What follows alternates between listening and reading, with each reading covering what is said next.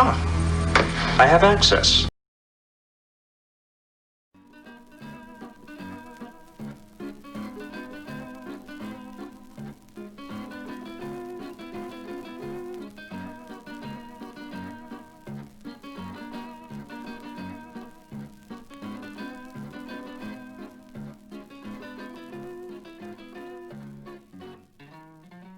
Sounds good. And thank you again for inviting me. This is always a pleasure to be here and just share everything that's going on internally, because I know it can be quite a lot sometimes. So I do appreciate having the chance to just get that information out there to you all. So, hey, everyone.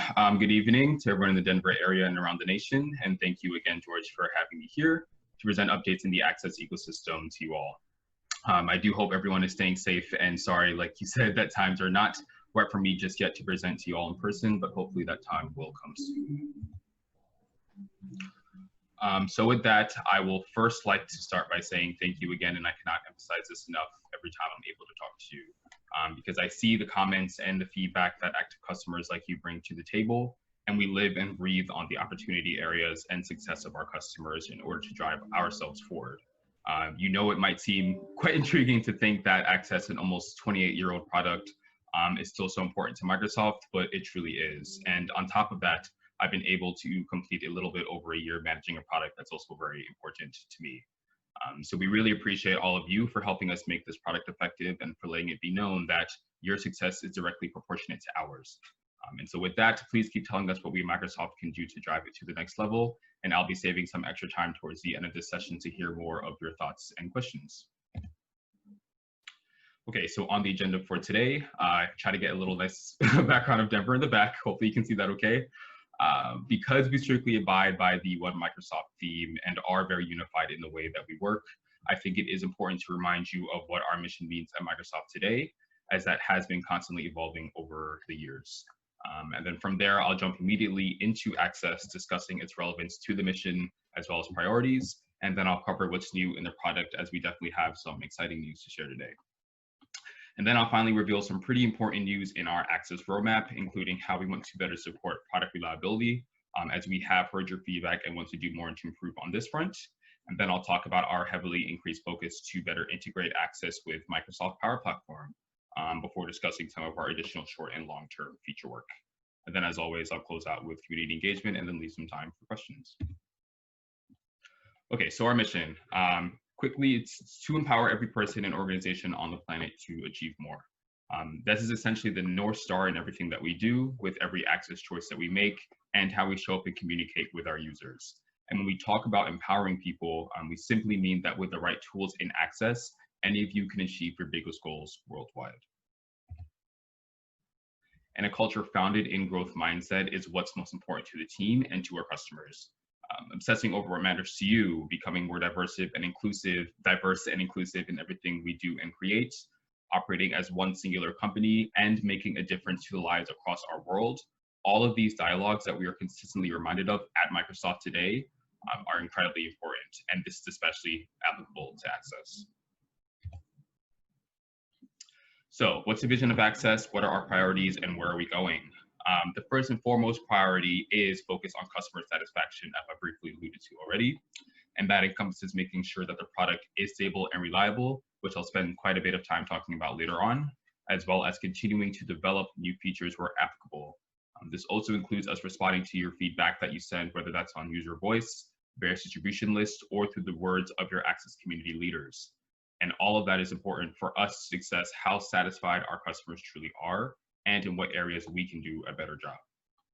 Our second priority focuses on cloud connectivity, where especially during the retirement of web apps, which I'll also cover soon, getting your Access data and then apps into the cloud, as well as the phone and tablet, are some of the most important missions of the team today.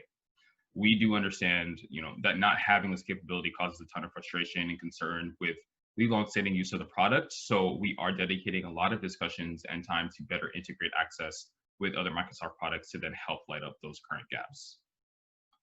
And the final piece is community, where of course being present at events like today, remaining engaged online through forums like the tech community page and through blog posts, and then offering a series of resources and help content through our support and docs.microsoft pages are all important for us to know that you are successfully able to navigate through Access in an effective manner. So again, if you have any questions or thoughts on our top priorities, I'm happy to discuss this at the end of the session. But for now, I'll go into how these priorities trickle down to our actual work. So with that, I'm going to dive into what's new in the pipeline for Access today. Starting a bit early, just to recap on something that we shipped towards the beginning of 2020, we do understand the importance of a successful querying experience in Access. So to help drive your productivity level of query-based editing, we have made our first round of enhancements to the query experience. And if you are on Office 365, which is now known as Microsoft 365, and I'll explain that more in a bit, you should already see these improvements in your systems today. So for example, if I wanted to search for and replace SQL text, I can go to SQL View and Access and do that today through either clicking the Find icon or hitting Control F. And I can also replace text at any point in the editor if I'd like. I can also scroll with my mouse wheel, both vertically and horizontally while I'm in Design View. And we also have new right-click options like auto-sizing through double-click, and the ability for you to select multiple tables and perform a series of actions on them at any point. And so I did a demo of this about a couple of months back. That should be online, so I'm happy to share that demo as well after the end of this session, but figured I'd focus more on some of our more top-of-mind and new stuff as well. These are a few of our quick examples of some querying work that I'm excited to share, and I do hope that you have tried these already. Needless to say that this is certainly just a start, as we already have plans in our backlog for our next iteration of improvements in the coming quarters, including zooming in and out of a desktop window, comment support in SQL, a Monaco editor, and so much more. So please stay tuned for that, and you can check out our blog post on the Access Tech community page to learn more about query improvements. This new feature will be in your hands infinitely soon, as we have recently begun rolling out a new and improved data type today.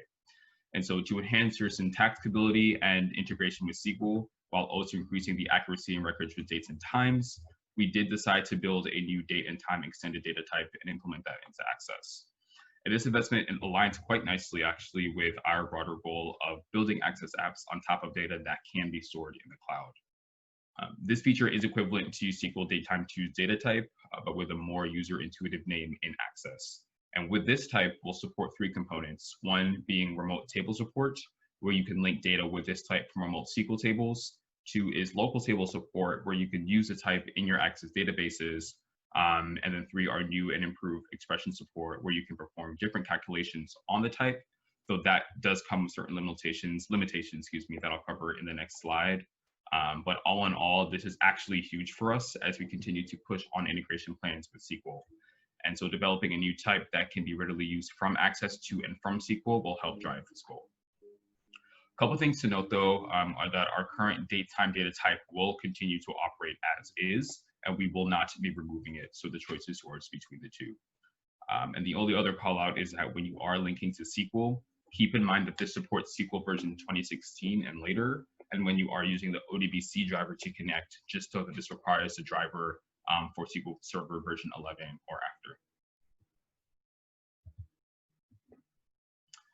So regarding expressions on the feature, you will successfully be able to use a strong number of those on the new type, including all expressions that work for our previous date and time data type.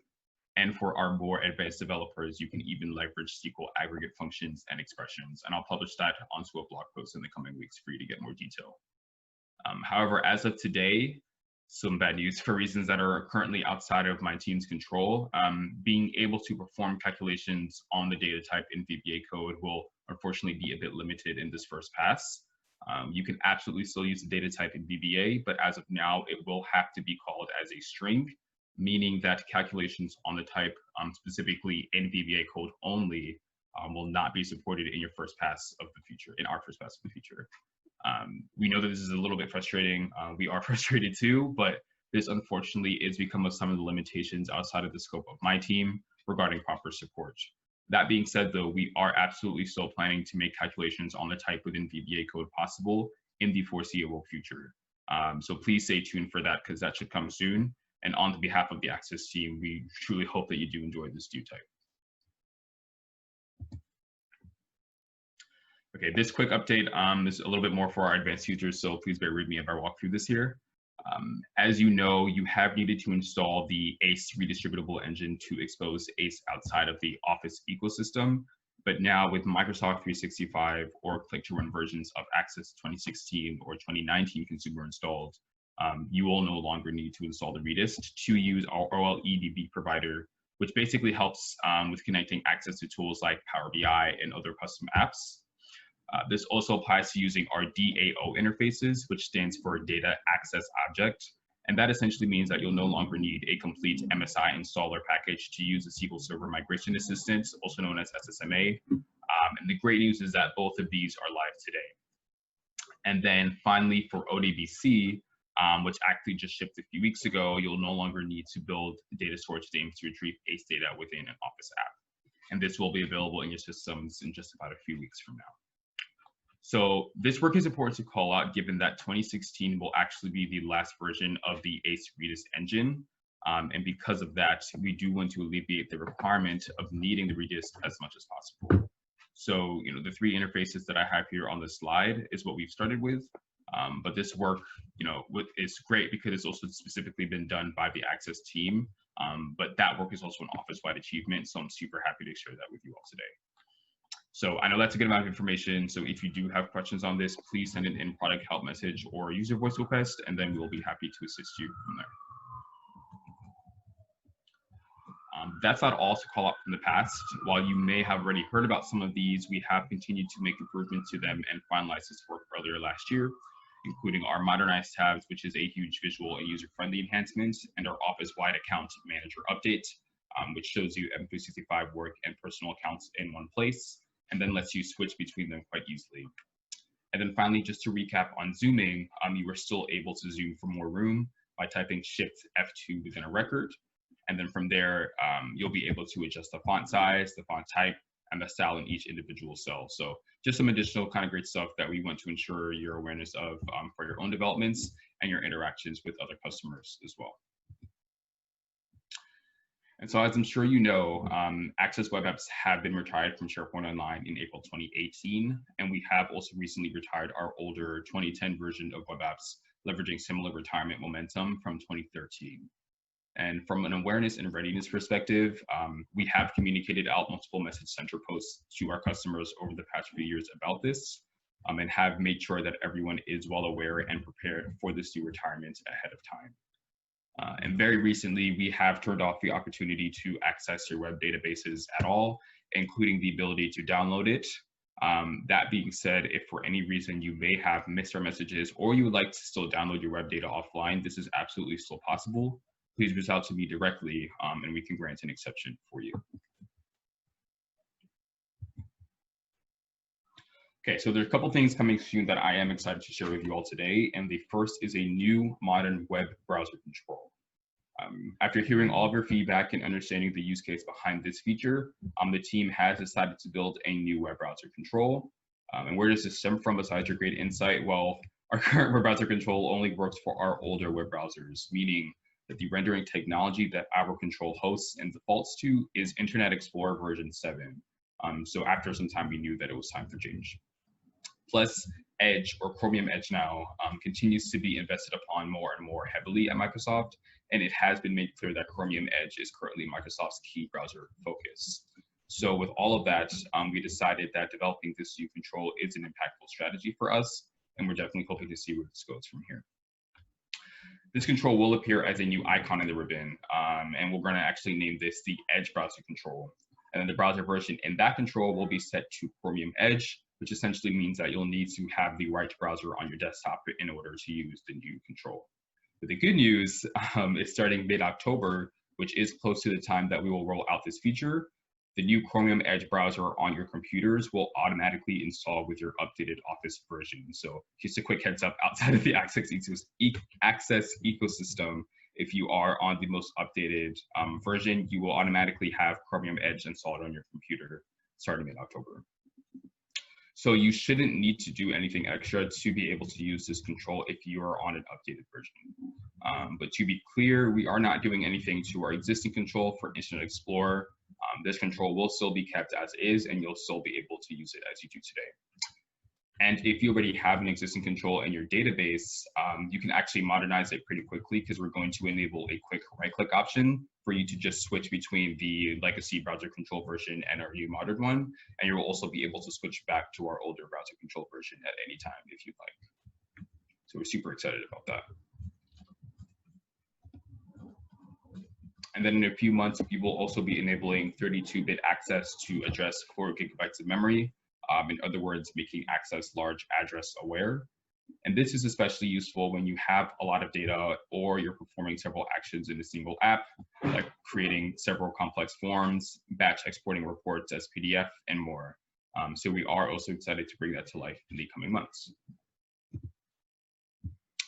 One thing I want to make very clear is that accessibility is a huge deal for us at Microsoft and for Access, as you've seen in some of our improvements above, but we still have a ton of work to do. Our goal is far from being reached, and we are doing our best to meet the needs of our customers in all regions across the globe. So with that, please keep your feedback on this coming as well, as we want to make sure that the product is as accessible and as user-friendly as possible, and we will devote the appropriate time and efforts to help bridge any gaps. Okay, so I've talked a little bit about what's coming soon, but I would like to dive a bit deeper into what's top of mind for us and what's in our feature backlog moving forward. So a huge part of our mission has been strongly catered towards successfully maintaining the product as it stands today. We are fully aware of our bugs and recent regressions, and we understand the impact that they have placed on your businesses. So with that, a successful and seamless user experience is our absolute top priority. And just for some more clarity on this, there are times where large regressions may not have even specifically been caused by the Access team, but can be impacted by changes that have happened in the Office All Up ecosystem or in Windows.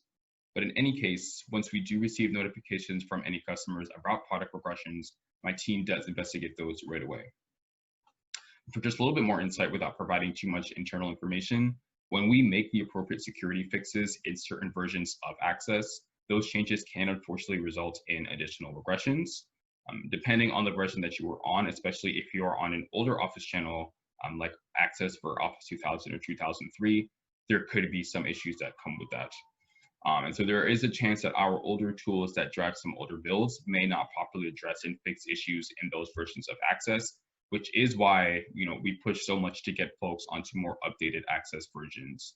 And that said, while of course new features and more up-to-date changes can also come with some new problems, we are able to at least use our most up-to-date tools to better anticipate and subsequently resolve those problems from significantly impacting your systems. And we're able to get onto that a lot quicker. So while unfortunately can't provide specific context on the internal improvements to our systems that we're making to enhance the user experience today, we are focusing a lot more on anticipating and more efficiently tackling potential problems that may arise in the tool before it even gets to your hands. And we also plan to do a better job to provide more clarity and updates into what we're fixing, especially to prevent you from feeling left out in the dark.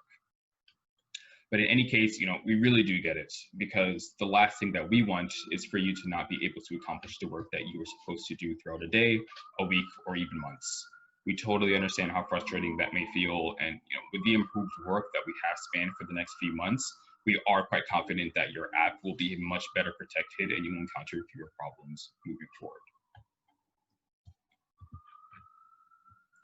Okay, so back to feature work. I now want to shift a little into talking about our upcoming integration strategy that will be a large team focus in the near future.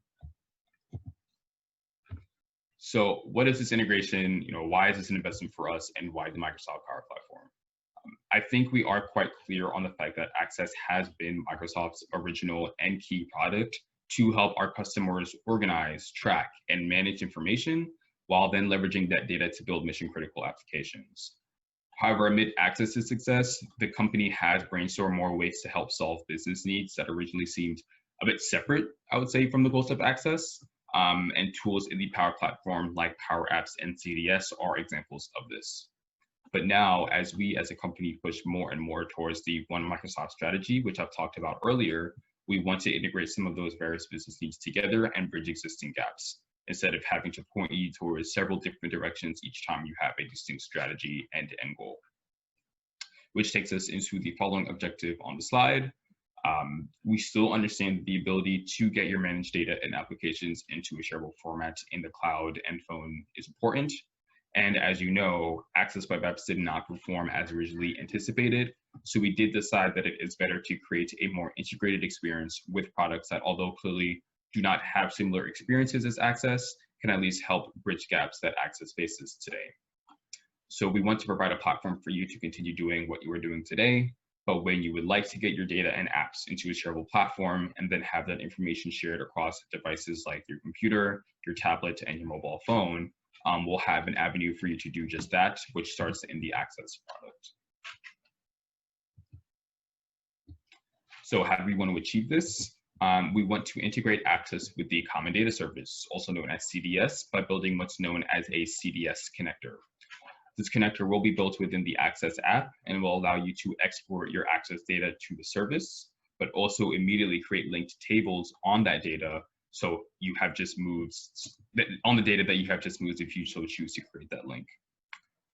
Meaning once your data has been exported to CDS, if you decide to allow us to immediately create link tables for you, you can continue working in Access the whole time, or you can continue just working in Access the way you do now and create that linkage later. But if you allow us to auto-create link tables, any edits that you make to your linked Access tables will then appear in CDS right away. And then that way, there's not even any need to have to be an expert in CDS to then make changes to your data. It's visible right in front of your fingertips right in Access.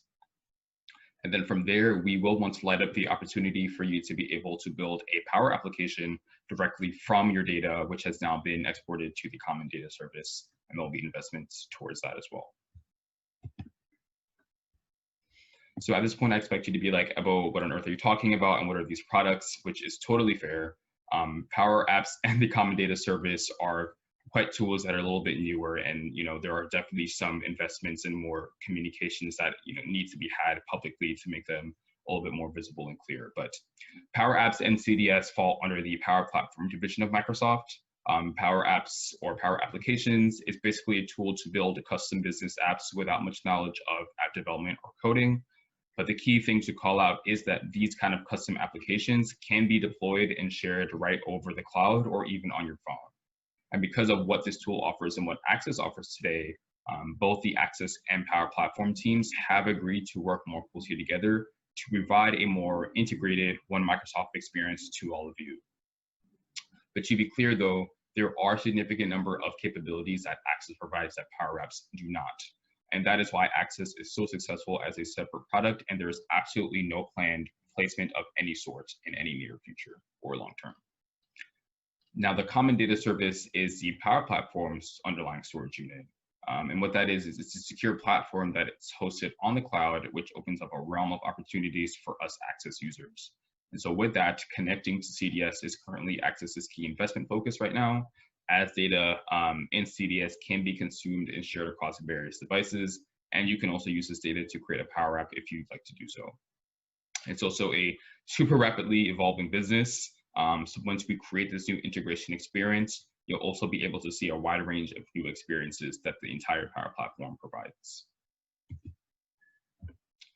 So as briefly discussed a few slides ago, there are a number of requests we have received from you over the past years and even close to a decade on data storage in the cloud, cross-platform consumption, sharing and editing apps online, and so much more. And so this is a step on how we are meeting your requests, and we are confident that this product integration strategy will help fulfill them.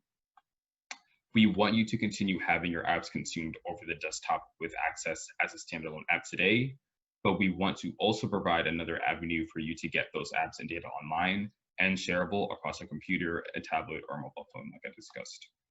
But in addition to that, we want to make this simple by providing this opportunity through low to almost no code.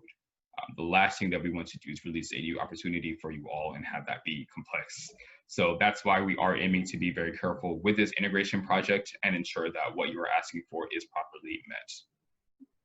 And then finally, as a mobile app, Power Apps can run on various platforms such as the Android, iOS, and Windows, and with almost any internet browser. So upon building an in-app experience for you to connect to CDS, you can easily project your data from CDS into a Power App, which will provide all of these capabilities in a really quick way.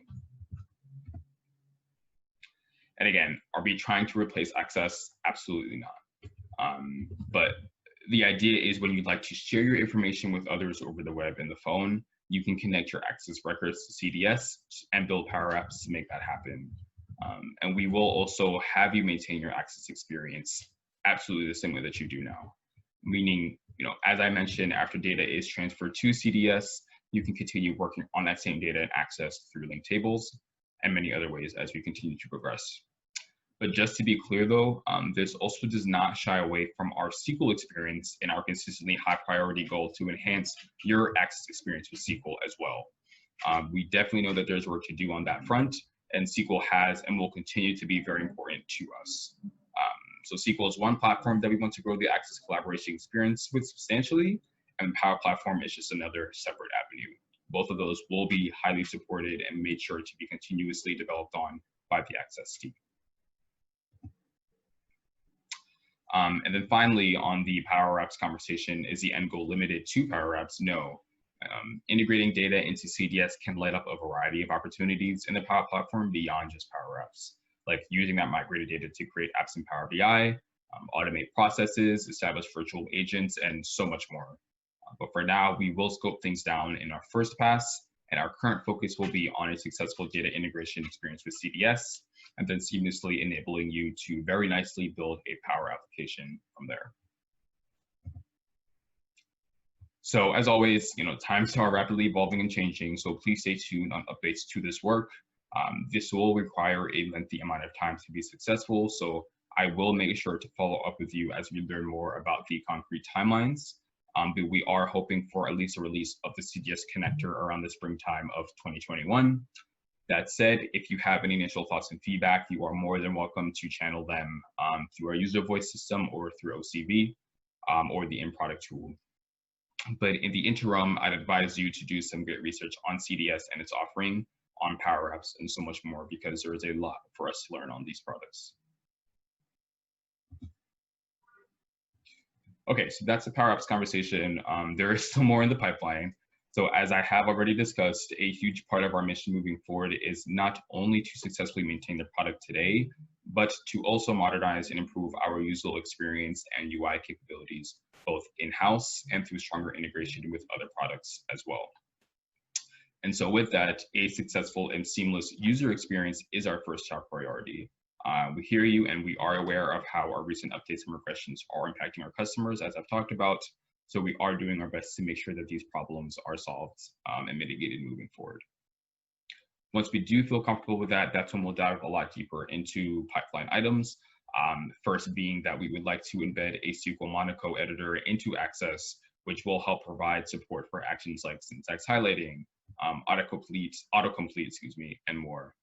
But there will be a lot more investigation to be done with this one to ensure that we're successfully filling your needs on it. The graph connector is still in our pipeline.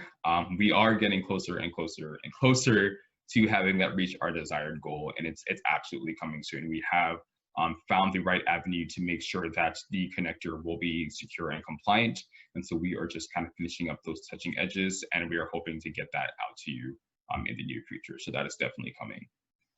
And then from there, we'd still like to continue making improvements to our existing tools by modernizing and implementing new controls, making improvements to our modern charts, our query experiences, as well as our links table manager.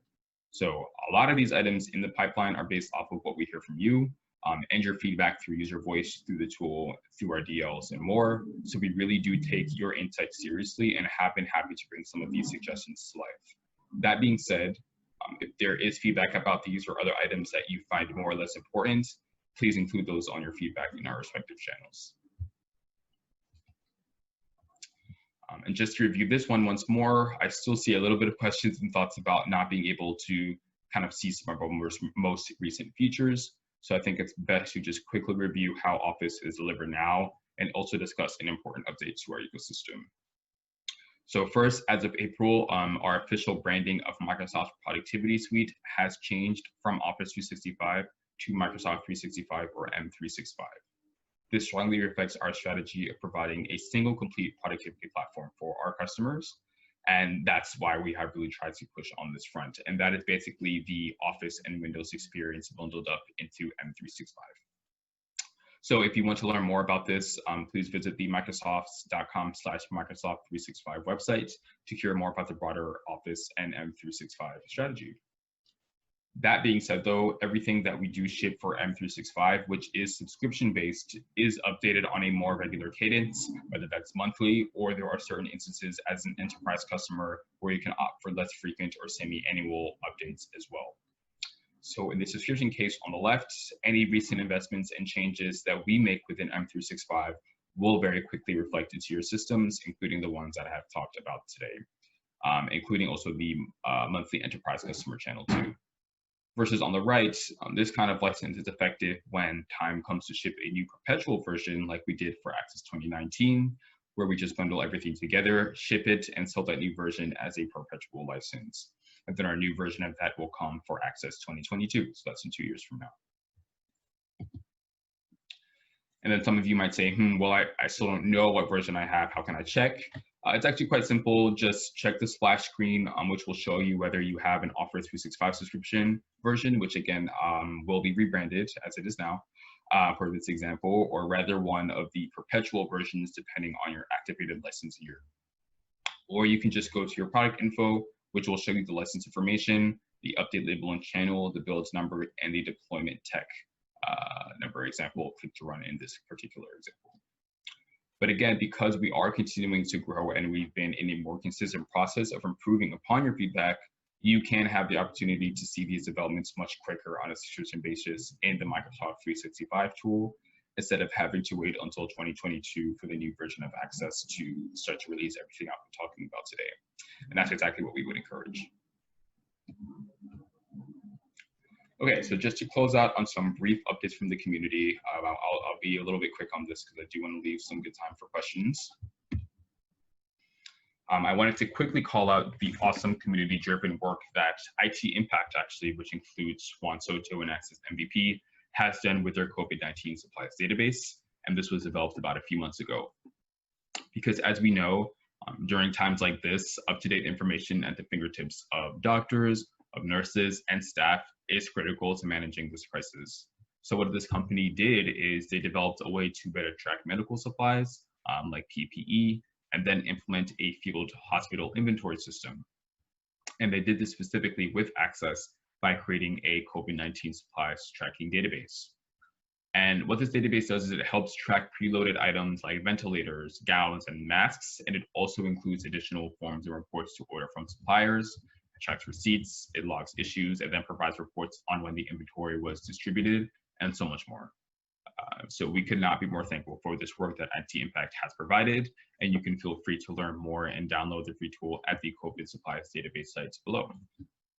But anyway, all this comes to say that we should continue to remind ourselves that database solutions impact our lives in essential ways, and in the right hands can even save our lives. So if any of you or groups that you know have developed any really awesome community-driven databases that you would like to make more public and consumable, please let me know. Then one of the most important missions of Access and of me as a product manager is to ensure that the voices of customers are being heard and that they are aware of the many developments and improvements that we are making in this product. So this is through providing you with all the opportunity to submit feedback and tools like user voice for us to then respond to, publishing updates and new cool things into our Access blog, getting you involved in our support forum and tech community, and so much more. And of course, developing strong connections with all of you through being involved in various visits, interviews, and group sessions like the Access conference today. So this past year, we did have our MVP Summit, and I'm absolutely happy to talk more about the Microsoft in Office MVP program. And basically in the summit, we talked a lot about what's top of mind and more NDA specific items about what the Access team is developing, a lot of opportunities to give great feedback on, new bug updates, new feature updates, and so much more. So that was something that we had virtually in March, and then we'll be planning on having that again next year. And then we also had our Vienna Developer Conference, which was hosted back in April, and that actually had a max turnout of about 250 people to listen up to the Access updates that are going on. So some really awesome stuff, especially in a time like this, where unfortunately I would love to be there in person and travel to really meet all of you and get some more in-depth and closer conversations. But we are still taking advantage of our virtual technology ecosystems that do allow us to create events like today and the ones earlier this year. And then as always, as I've continued to say, please continue to provide us with your feedback, given that, as you know, there are several ways to submit that on the product, whether that's on the top on user voice, which gives you the opportunity to express your thoughts and concerns for us to review and take action on, within the actual app on the left, where you can go to the help button, submit feedback, and contact our support team. You can also see the nice little smiley on the top right too, which is another quick way for you to tell us what you like or don't like, and then give us suggestions. Or you can go to our Access Tech community page, where we can have open dialogues about what's going on in our world, and for you all to submit questions that you have on your mind, and also to see some of the blog posts that I would try to release at least once a month or once every other month. And then finally, if you want to provide feedback on our help and support content, you can do that as well. So all in all, as I've said about 10 times already, we do appreciate your feedback and we want to hear more. This is so important because we really do listen, learn from, and respond to your thoughts and suggestions. So please keep them coming. And if you, again, like to stay in touch and get engaged, these are different channels for you to do so. You can connect with your MVPs, your regional access leads, send us feedback, get onto our blog and learn more. Or you can join the Office Insider channel, where you'll get some pretty early exclusive upgrades and new features, and you'll be able to kind of send us feedback and give us a little bit more insight into what's going on before features get into full production.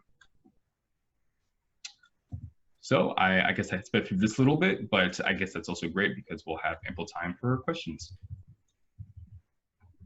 Wow. I invite everybody to unmute themselves. That's fantastic. What a lot of work you have cut out for yourself.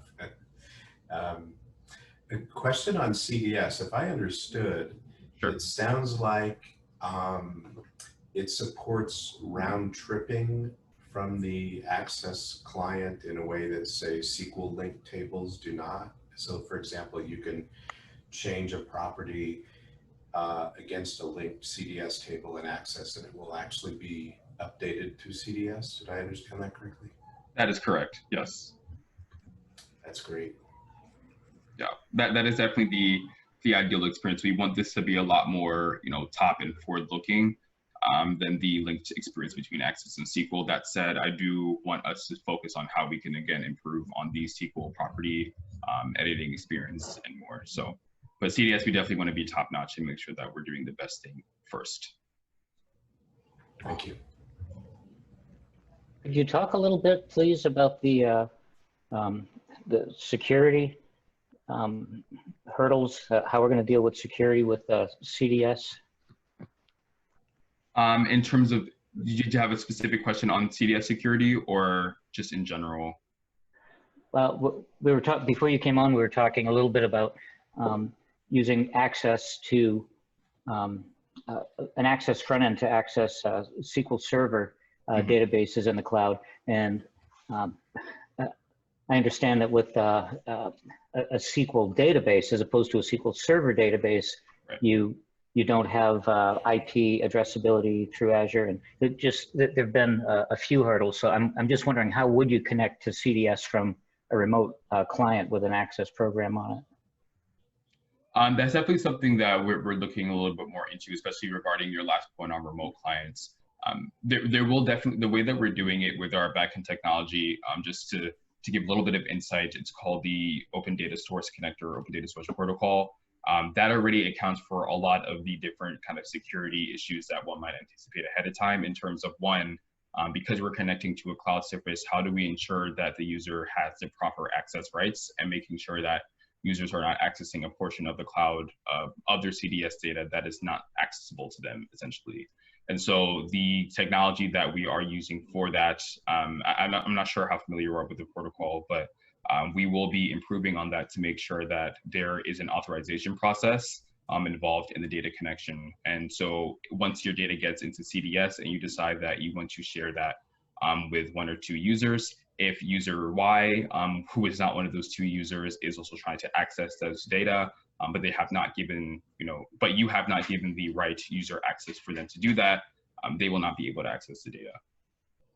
But there's like, I think from a security perspective, you know, there's a lot that we are still thinking about and growing upon. So again, if there are some, you know, particular questions that say, hey, you know, this particular security concern is something that's top of mind for us, like how is the Access team working on that? I'd be happy to kind of hear some of those in some of our review channels, or we can follow up after the session. Okay, thank you very much. Great presentation, by the way. Thank you. Thanks. Yeah.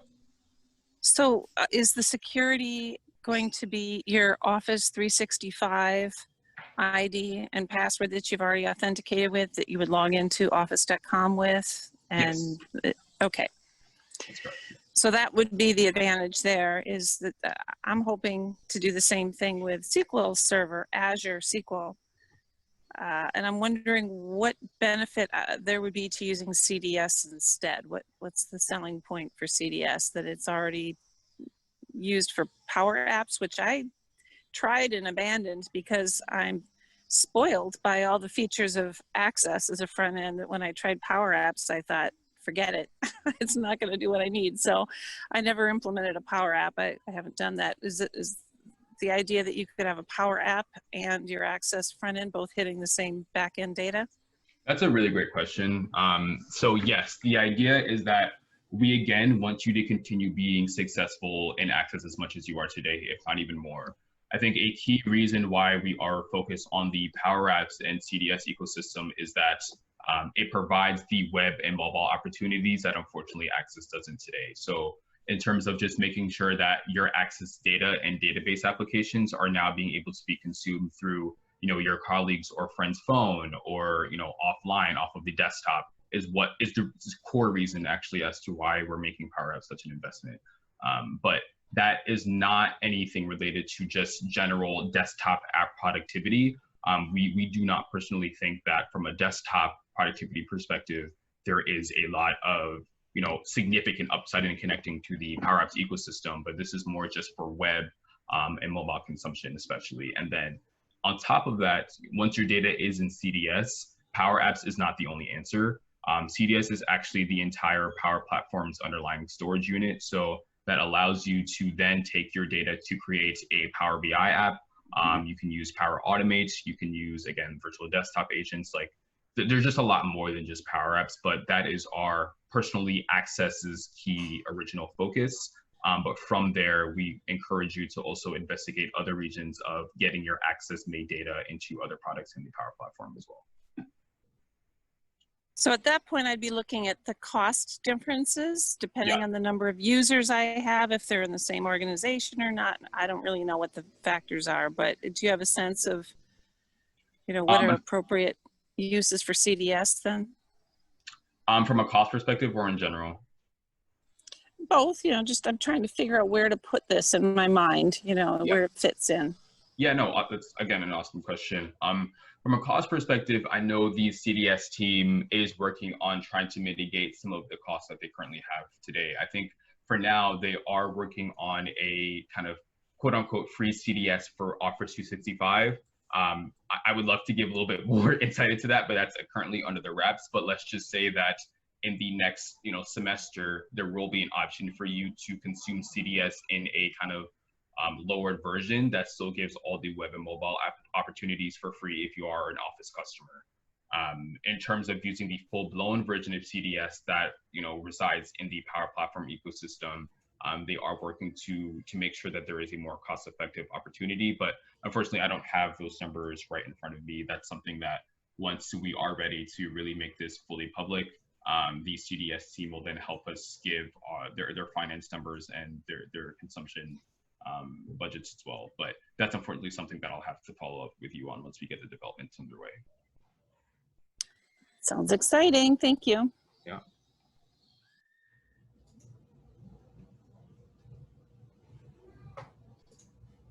I think there's a raised hand. I cannot, I'm not tell here.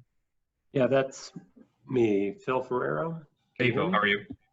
I'm good, Ebo. Great presentation. I had a quick question for you about the perpetual version. You said Access 2.19 going to 2022. Yes. I had originally thought, and maybe I'm wrong here, but that any version past 2.19 was just going to be included in the Office, or now the Microsoft 365 platform, and that Office 2019 or Access 2019 wouldn't be, there wouldn't be a version after that. That Great wasn't question. part of Office. Yeah, so that was the original thought, which was actually a little bit before my time. Recently, that thought has been changed. We did discuss that a perpetual version will be available. We should release a new perpetual version in 2022. I do not know at the top of my head what things will look like after 2022, but we have talked about making sure that that version is available in 2 years from now. There could be a possibility from there, though, as you've heard a couple years ago, that after 2022, only new features will be available in our subscription versions moving forward. And so that's definitely why, like, I really continue to push and encourage folks to get onto our updated subscription versions. One, to not have to go through the trouble of eventually not having our new updates supported, especially with this kind of CDS work that we're doing. And two, you know, just in case, again, for security fixes and for updated bug fixes, there will eventually be a time in 10 or so years from now that the previous Access version does not get well supported just because of resourcing and limitations there. So long story short, I do think that there will be a 2022 version. Not sure after that, but we'll definitely keep you posted. Okay, so does that mean that for clients that we have on Microsoft 365 and are using the Access version in there, we'll have to all move to 2019 in order to, you know, get, I guess I'm not understanding the path where what clients should be using if we are leaping on one side and continuing on another side. I'm sorry, I just want to make sure I understood. So you're saying for folks that are on a subscription version, should we encourage them to move to 2019? Was that the question? Yeah, I've noticed that, at least in a case or two of mine, that folks who are on 2019 then have trouble utilizing the code that's created an executable version on the Office 365 or the Microsoft 365 version. That's fair. I think to your original question, it's rather the opposite, that we'd much more encourage or really encourage moving from a perpetual to a subscription version, especially because, again, my engineering team is really focused on making a lot of updates and code changes and security fixes in our subscription version. That being said, I am interested to learn a little bit more about, you mentioned, you know, code being not executable in our M365 versions, but rather in our perpetual version. So were there specific cases where certain bugs were occurring because of that, or is just like the code was crashing and things weren't running and compiling as expected? Yeah, that the client that I did have that where code was running or compiled in, you know, the Microsoft 365 version, yeah. They could not run it in Access 2019. Oh, so yes, that's not unexpected. If there is updated, you know, properties or updated things that have happened in our subscription version that are not available in 2019, I would rather be surprised if there was code that was compiling well in 2019 that was not in our 365 version. But we do try our best to make sure that 2019 is still supported well, and we still will continue to. But there will be a chance, for example, if we do release new properties, if we do release new features, some code may not operate as specifically well in our perpetual version than our subscription. But if there is any bug or anything that has happened with your client, please have them submit an in-product feedback, because I do want to go look into that and make sure that we fix that right away. Okay. Okay, thanks. Yeah.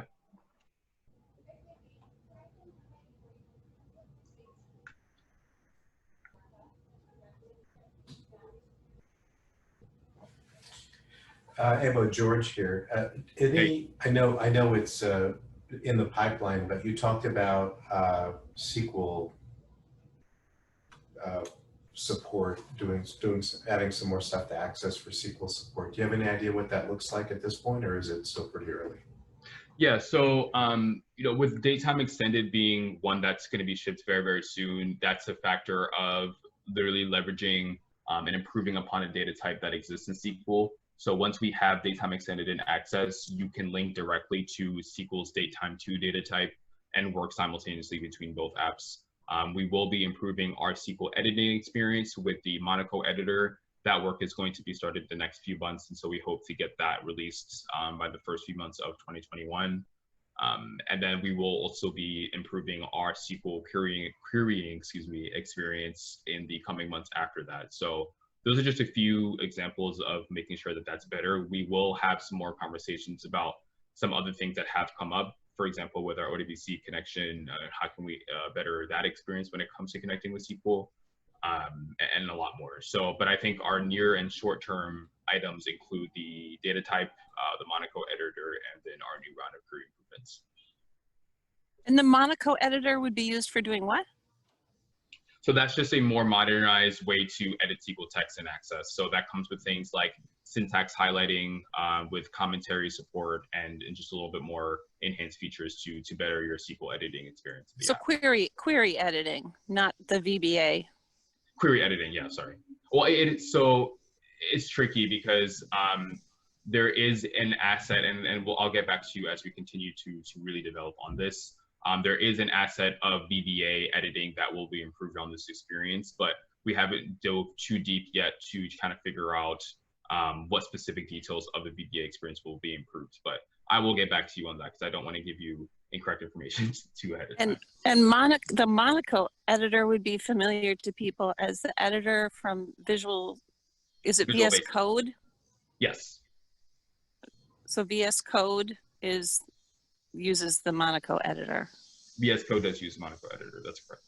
Okay, cool. I'm excited about that. Yeah.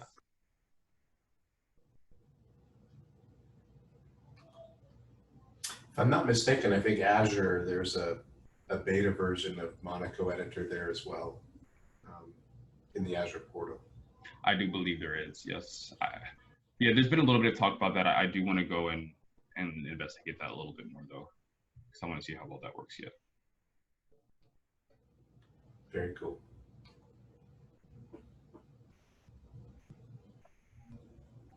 It's funny, I think the subtitles do a mostly good job, but there's a few words that I realize aren't getting translated right. So hopefully I was delivering most of the right message throughout this presentation.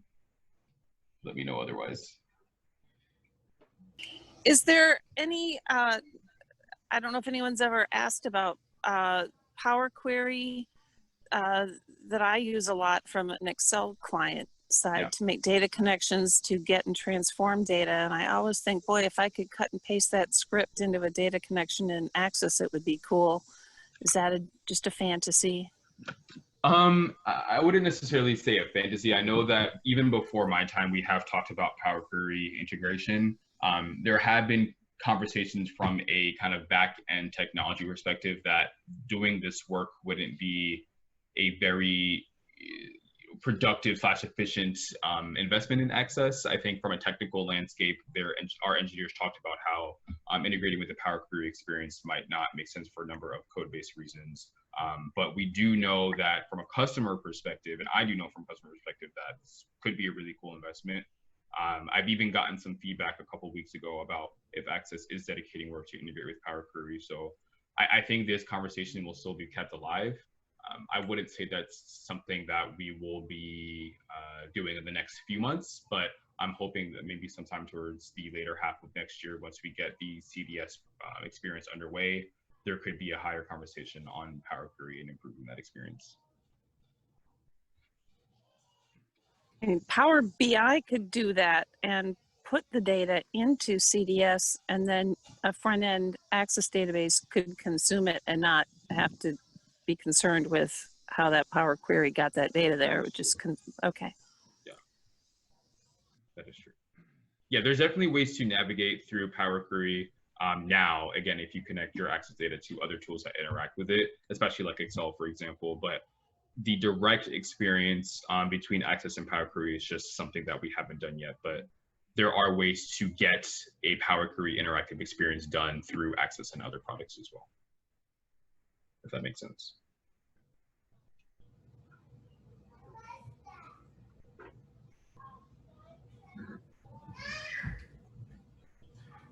Is there a way of getting access data into CDS at this point? Like, can you do an SSMA and then pull it from SQL into CDS, or would you need to do something by hand to kind of play around with CDS at this point?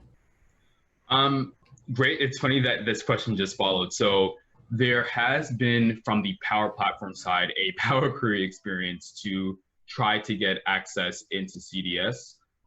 This is something that is like slowly available today. They are trying to see how they can improve upon it, because right now, from what I understand, it leverages the on-premises data gateway. And for those who aren't, incredibly familiar, that's just a way that your data has to get from an on-prem standpoint into a cloud standpoint. So there are a lot of kind of bugs and ways that they're working around it, but you can go to CDS today directly and then tell CDS that you would like to import data from another tool, and Access is one of those. And right now, again, like we all realize that the user experience for this is not great, and that's why we want to develop our own Access experience for it. That'll also allow you to continue editing off of that data in Access, and the Power Platform team is aware of that, and that's why I think for now, they are not doing too much more work to, I guess, try to like improve upon it, but they do want to still make that option available for those who would rather start in CDS and get access into it, rather than starting in Access and then moving to CDS. Great, thank you. I think I saw a raised hand.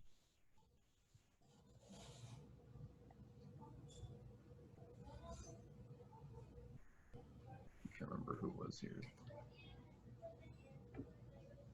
John, is that you with your hand raised? John Raleigh?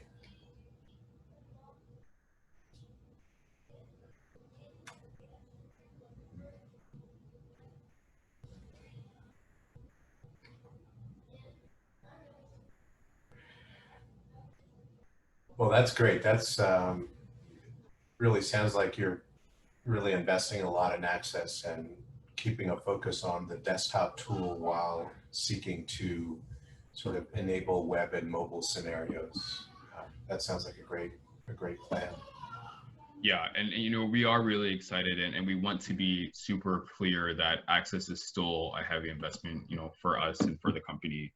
And so that's why I've just been personally pushing our team a lot on making sure that we are following all the right steps to continue to enhance the development and desktop experience, but to also see how we can work better with other Microsoft products that are newer to help bridge some of the gaps that the product experiences today. So that'll be pretty consistent for a long time, actually. Ebo, can you hear me now? I can hear you, yes. Okay, I had pushed the wrong button on my headset. Is the question I had was, is CDS considered to be a relational database? Yeah, CDS technically is a relational database storage unit. Okay. And just a unrelated question. I hope in your direction to make Access more compatible with SQL Server that you're not going the reverse way. For example, having your SQL Server obtain an attachment data type. So basically not having SQL Server have... Absolutely not. That's a multi-valued field, and it has caused big trouble for me and one client recently in Access. Okay. And multi-valued fields are a mortal sin in database normalization. Okay. But they do work in Access, and I had a client go crazy with it on his own. Read a few chapters in an Access book and discovered the attachment. He has 4,000 parent records, each of which has 1 to N attachments, Excel, PDFs, and he hit the 25% of the 2 gigabyte limit to an Access file before I got involved. And so, since I did not know how to unembed all these Access objects, we are archiving his previous work and starting a new dual file format Access program with no attachment. And we're storing just, of course, the small text field, the location of the attachment, and he understands now. But yeah, they're using it willy-nilly, just to grow without even knowing that they're 25% towards the doomsday number. What, I'd like to speak, it was a great idea. I tried it and I was thrilled with it, but boy, when you put it in the hands of a casual user, they store and store and store. So anyway, we're getting out of it, out of the problem there, but I identified that as an unintended risk. For sure. Yeah, that is not ideal. But great, that's good feedback. And I think, is there actually, on that note, any other ways that you want to make sure as we continue to drive integration with SQL, we want to try and avoid, or even try to pay attention to? That's the only thing I had. Okay.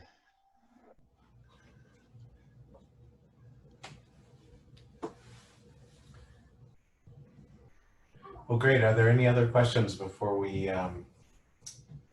close the presentation? If anybody has any questions, please unmute yourself and speak up. No questions, but great presentation, Ebo. We're always pleased to have you. Thank you so much. Yeah, thank you again for having me here. It was great. Thank you. Thank you. Thanks, everyone. Really appreciate it. Yep. Thanks, Ebo. Yep, thanks. Thank you. Well.